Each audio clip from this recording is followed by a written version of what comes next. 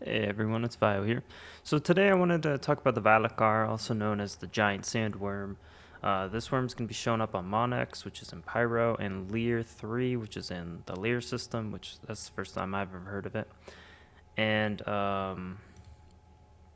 yeah, I want to talk about some of these ships that I think would be good at kind of brawling with the sandworm.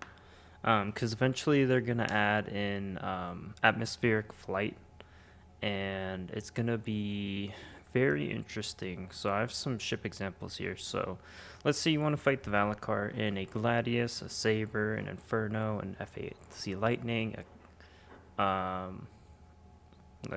Hurricane, a Scorpius, any of these fighter ships. So these ships are gonna have to, if you follow my mouse here, they're gonna have to come at the Valacar, shoot it, shoot it, shoot it, and do a pass, and hopefully not get hit. Because if they get hit, they're probably blown up real quick.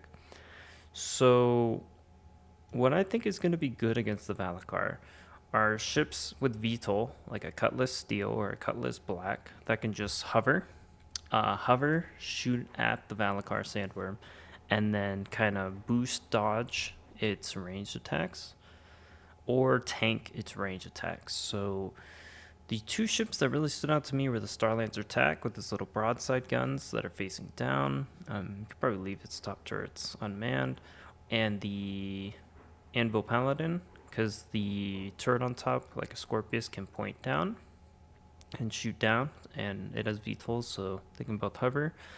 Of course, I've always loved the thought of the Valkyrie. I just wish it had more firepower, but that has good VTOLs. Constellation and Corsair have VTOLs and decent turrets facing down.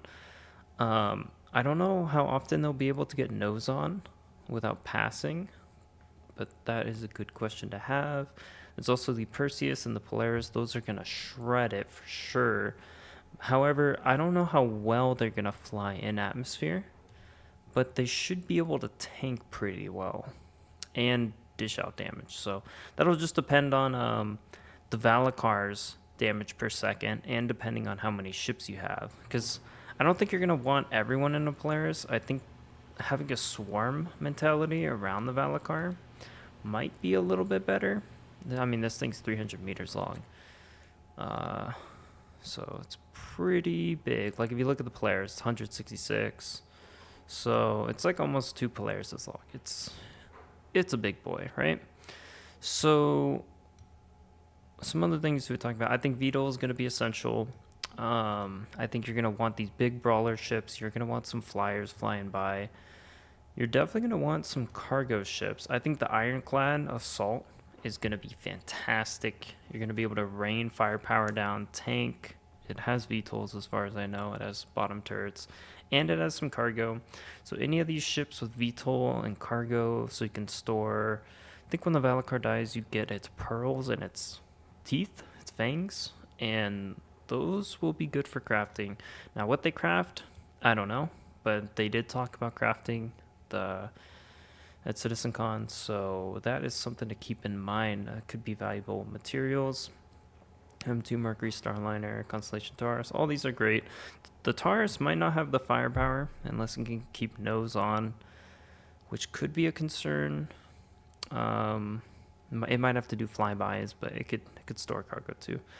So that's some thoughts I was having. I'm a little curious about these ships here. So big missiles, big torps, missiles.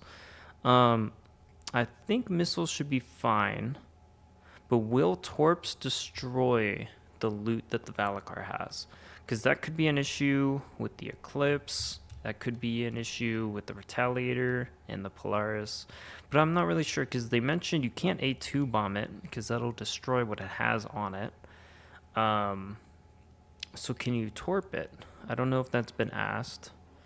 A few other things that popped in my mind were, are we gonna need to scan for it? They mentioned how you might have to do like a chain of missions to draw it out, like taking out the young Valacar babies or something. I don't know. You're gonna draw it out, and you have to have a ground vehicle on the ground to pull it out. Kind of think of like thumping in Dune. Basically, you're going to have to do that with the ground vehicle. But are we going to have to scan to find where it is? If we do, Hornet Tracker, Terrapin Carrack, that could be another bonus roll for these ships. So real quick, the ground vehicles, I would pick any of these four. You got to drive around to pull it out. The Ursa Medevac has a gun on it, so the driver's not useless or bored, and medical if needed. Centurion would blast, but it's kind of slow moving. It might get eaten. Cyclone TR can drive around if you have a second person that could shoot, but if you're a single person, your whole job is to pull it out. And the Nova tank, I mean, it's a tank, dude. That'd be cool, shooting at a sandworm in a tank until it eats you or spits rocks on you, right? And then I was thinking, what else might be nice to have around? Maybe some support ships. Now, I think most ships and people layers are going to get one shot or blasted by the Valar, especially if they're in smaller ships or medium fighters, maybe even heavy fighters. But if anyone is injured and survives, it could be good to have medical ships around. Yeah, if the ship crashes and they survive, but they have like 2 broken legs or something. And then also repair ships. There's going to be some damage going out. The brawlers are going to need to be repaired. A Scorpius who loses wings is going to need to be repaired. A Vulcan and a Crucible hanging out would be great, although they should definitely be on the fringes of the Valar Sandworm fight. So some other things, the Scorpius and the Hurricane, right? So great ships. Turrets are great. Ideally, you want your turrets facing down. I mean, the Hurricane could maybe fly upside down, and their turret gunner could shoot down if the pilot's skilled enough. And the Scorpius turret does go down to the back and could shoot back. That could be a viable option as well. Like you could do drive-bys where the pilot shoots and then the gunner shoots as you pass the worm. But at that point, why not just take both people and put them in a paladin? You got 4 size 5s facing down. You could do the same thing, or you could VTOL hover and just have your 4 size 5s like a Connie just blasting at it. I think the paladin and the TAC are my 2 most hyped ships for this fight. I was really trying to justify, because I want both these ships, and I'm just thinking, like, will I crew them? I mean, paladin easy to crew. 2 people, maybe 3. TAC is going to take more. But I was thinking, like, why is COG suddenly making these guns that shoot down? Like these broadside TAC guns, the 4 size 5 turret on the Paladin that can shoot down. I was like, why are they doing this? Yeah, if you guys like this video and you want to see more like this, please make sure to like and subscribe.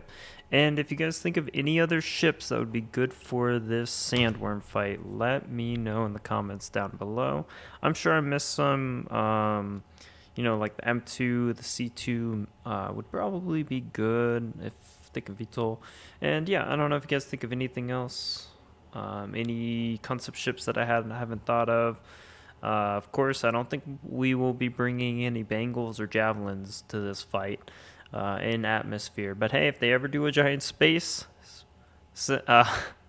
worm, I almost called it a space sandworm, then I'll definitely put out a video on that as well. Thanks for coming by.